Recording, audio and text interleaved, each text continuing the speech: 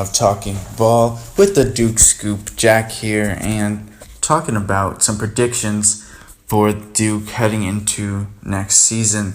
Obviously, their first true test, and a big one at that, is the Kansas game in the Champions Classic. Obviously, now that Harry Giles is out, it's going to be a little bit more difficult, but definitely still a winnable game. Obviously, lots of talent on the Kansas side with Josh Jackson and the guards Frank Mason and Devontae Graham. Obviously, the Jackson-Tatum matchup is one that everyone's going to be looking at. But moving on to Michigan State at home in the ACC Big Ten Challenge. Michigan State always fields a good team, and with Miles Bridges coming in this season, they have some actual freshman talent to go along with their usual veteran-laden squad. And that should be another great game in Cameron.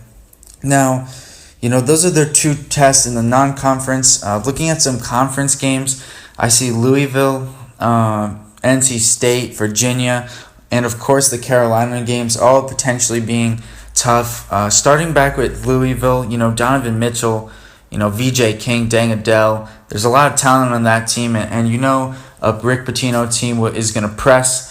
And especially, the fact that Duke doesn't have a true point guard. I think it's definitely an overblown narrative, but still, it could cause some problems with pressure. Although, they should have enough ball handlers to be able to get around that. Now, they do play NC State at home, but that backcourt and the scoring ability of Dennis Smith, he's just a phenomenal player. Terry Henderson and Maverick Rowan can both shoot the ball really well. And then you got Abdul Malik Abu down low. He's just very athletic, a great rebounder also. And so, that's a talented team. Not nearly as talented as the Duke team, but I do think that they could give them some trouble. And then at Virginia, that's been a very tough game for Duke the past couple of seasons. They did lose some experience. Guys like Malcolm Brogdon graduated. They obviously lost Justin Anderson the year before. So now this is definitely London Perrantes' team. Austin Nichols coming in from Memphis should be a big impact player this year. And if not the top transfer player, probably one of the top three in the nation. And he'll be vital for Virginia this season. And then the Carolina games obviously are going to be tough. Joel Berry, obviously Justin Jackson, Hicks, Meeks. There's just a ton of talent on that team and a very deep team. And every time it's Duke Carolina, both teams are ready for that game. But having said that, in terms of my prediction for this season, I do expect them to make an Elite 8 run at the very least. And I would say a Final Four run, definitely with a healthy Harry Giles. But, Elite 8 just because of that unknown at the very least. And they're definitely the national championship favorite heading into the season, even with the Giles injury, which just shows you how deep of a roster that they have this season, especially compared to years past, where last season it was really 6 to 7 players, and the year before 8 was enough. And I do expect the rotation to shorten up to probably about 8 to 9 guys. Maybe 9 guys, especially with, as I keep mentioning, the Giles injury.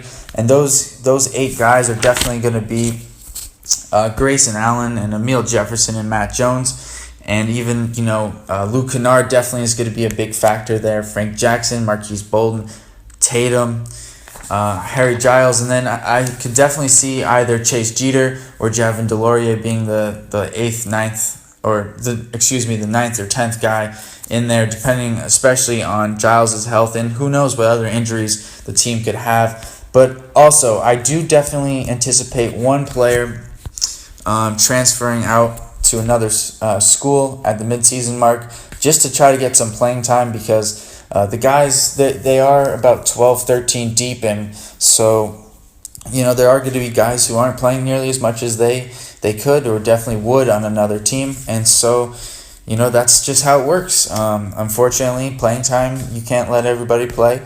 And therefore, I do think I will see a midseason transfer this season. Now, on the positive side, I do anticipate them having both a top 10 offense and a top 20 defense. Defense has been a little bit of an issue for Duke teams the past couple of seasons. Especially since they started with the one and done freshmen, their defense hasn't been as crisp at times. Yes, the national championship team did lock it down defensively towards the end of the season, but consistently in the beginning of the year wasn't great. And a lot of the other teams recently, last year's team wasn't very good defensively.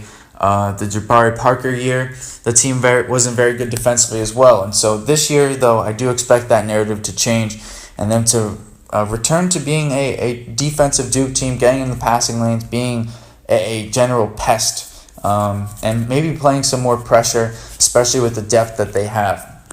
And lastly, I do expect that Emile Jefferson is going to return to form and become their most important player. Not their best, but most important player due to his defensive versatility.